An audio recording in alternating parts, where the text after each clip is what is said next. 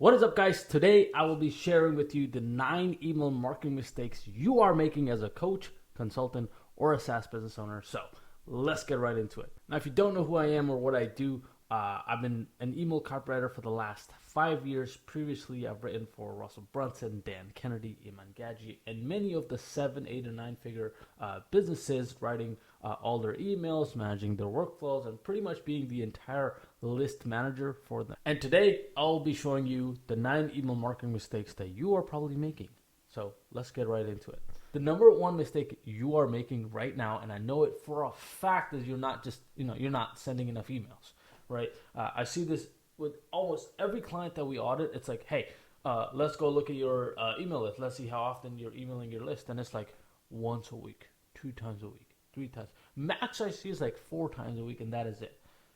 The thing is, especially when I was coming up in copywriting, especially learning from a lot of Agora guys, was, all Agora copywriters and marketers always send AM and PM emails, and they would find ways to send 2 emails a day. And oftentimes, it was the difference between making a $14,000 a day for a list versus $32,000, right? And yeah, sure, like your segment, your secondary email can be tighter, smaller, engaged, to an engaged audience only, but I'm willing to bet if you just send more emails, you will make more money. And I kid you not, it is a difference maker, a huge difference maker. Now, if you're a coach or a consultant or a SaaS business and you want to book a free audit with me, I will come in and audit your entire email list for free. And I'll guarantee you that you make an extra $30,000 to $100,000 a month in monthly recurring revenue in 90 days, or you don't pay. I know it. I know there's people in your CRM that are just sitting there cold, and they can be, you can squeeze the juice as much as possible, because if you're driving traffic from content, organic, outbound, whatever it may be, and then they're just sitting cold in your CRM, you're losing a lot of money. Anyways, mistake number 2 that I always see is you just don't have the right workflows in place. So, for example, like say you're running ads, somebody opts in, sure, they get like 1 or 2 emails, but then do you have like a welcome flow, right? Or somebody comes from outbound, or somebody comes from content. Do you have a welcome flow that introduces your offer, introduces your story, introduces your testimonials, introduces your you know everything that they need to know about you, in order to get them to believe in what you do. It's pretty much a know, like, and trust factor type of thing. Yeah, so you want to have a welcome flow. I also don't see a lot of people have like, okay, people no showed on the call. Cool. Do you have a sequence for that? Or people they booked, but they did not purchase. Cool. Do you have a sequence for that? Right? There's more. Like, do you have a sequence where they buy something, they buy a front end offer, or they even buy a high ticket offer? Do you have a post purchase flow? Because we see that a great correlation with their onboarding to how long they stay with you. So the lifetime value of your customer increases the better experience they have as soon as they buy. And then lastly, you have your reactivation flow, which pretty much, you have people, and I know even my clients, some of the clients, they had like 20,000, 40,000, 50,000 people just sitting dead, never opened an email, never clicked on a link. And I'm like, what are you guys doing with those?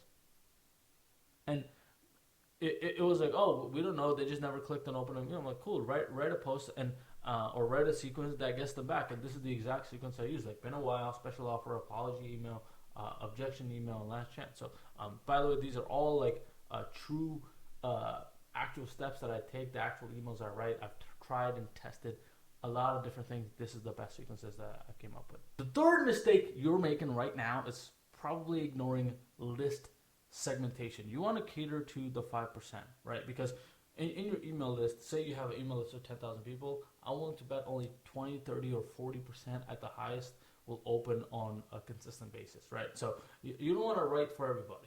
And that's what most people get wrong.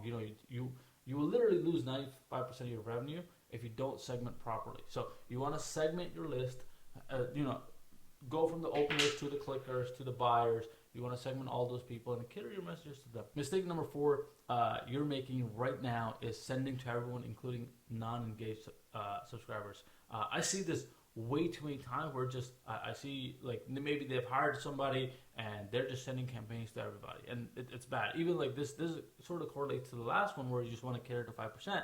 You want to send to your highest engagers, the highest openers. So typically when we come in and we do an audit, let's say for you, we look at, okay, cool, how many people have opened an email in the last 180 days. We'll segment those out and only send campaigns to those guys. Everybody else will get thrown in the reactivation series that they need to open up in order to be moved into our daily campaign series. Make sense? And yeah, one last thing, you just want to remove anybody that's like dead weight, right? So like it hurts your deliverability, it hurts your open rates, it hurts your click-through rates, because you just have people who have emails that are no longer existent. So you just want to remove that email. Mistake number 5 that you're probably making is treating email and SMS in silos, which I see this a lot, where like people will send emails but then like don't send a text message after.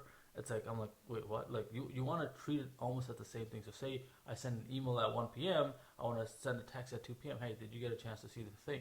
Right? Because when you don't do that and you say like you send a text email today, you send a text tomorrow, it doesn't really make sense. Whereas if you send it a few hours later, or even at the same time, like they can see it like, okay, cool, oh, okay, because email open rates may be like 35%, but your text SMS open rates are like probably 80 and 90, and they'll see it. So you want to do that. Mistake number 6, and I see this a lot, especially with people who are currently growing their list and they don't have their domains authenticated, which is like, then I took a screenshot because I was just reviewing somebody earlier last week, where I saw it. Like if you look at their SPF, DKIM, DMARC, these are all benchmarks Google looks at to authenticate whether or not your domain is actually connected properly to Google, and they do this for safety reasons and all that. So anyways, you see like it needs to pass on all 3 levels, right? So SPF, he had it pass, and DKIM, he had it failed,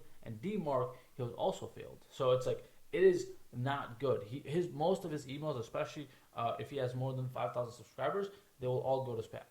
Cool. Moving on to mistake number 7 is not resending to email non-openers. Now, if you use GHL, Active Campaign, ConvertKit, you're able to do this, where you can see which contacts have opened the emails and which haven't, and you can resend to the people. And what we like to do is change the subject line, resend to non-openers, especially when somebody opts into like a welcome flow. Like, okay, we'll get like a 60% open rate on that, and then like, okay, we still have another 40%. You need to resend those emails either manually or automated with a different subject line. And we've seen one of the highest people. You can even get up to like in a combined 80% open rate. Mistake number 8 is you're using complex language instead of clear communication. This just comes down to copy. And when we were interviewing some of our clients, and then they were reviewing their clients, we just looked at our copy and thought what they were saying was like, what we were saying was way above what they even wanted. So for example, like one of our clients was talking about all these like Lambos and $1 million and how they can make 7 figures of income. And the people that we were talking to were like, hey, if I could just make an extra $10,000, $20,000, $30,000 a month, my life would change. And so we had to really take a pivot in regards to what we talked about on our emails, because these guys didn't care about the $1 million because it's too far away, right? They didn't care about the Lambos and the Porsches and the Ferraris. Like, they don't care, right? All they want is a system, a playbook, a way to get to their next goal, is to the next step. Because if they can get there, they feel like they're making progress. And the last email mistake you're making is failing to double down on top performing content. We review top performing content every single week for each one of our clients. We look at which emails performed the highest, look at which one got the highest open rates, highest click-through rates, and we try to make more content around those emails. Therefore, like, okay, this is engaging, this is cool, this is what they like, this is what they click. We want to make more content around that, so they obviously click more. And like I said, you want to cater to the 5% so they make more. Now, if you're a coach or a consultant or a SaaS business, you can book a free audit with me down below. We guarantee that you make an extra $30,000 to $100,000 a month in recurring revenue in 90 days, or you don't pay. So I work with the best of the best. I can manage your list. So if you're that, click the link below, and I can't wait to talk to you.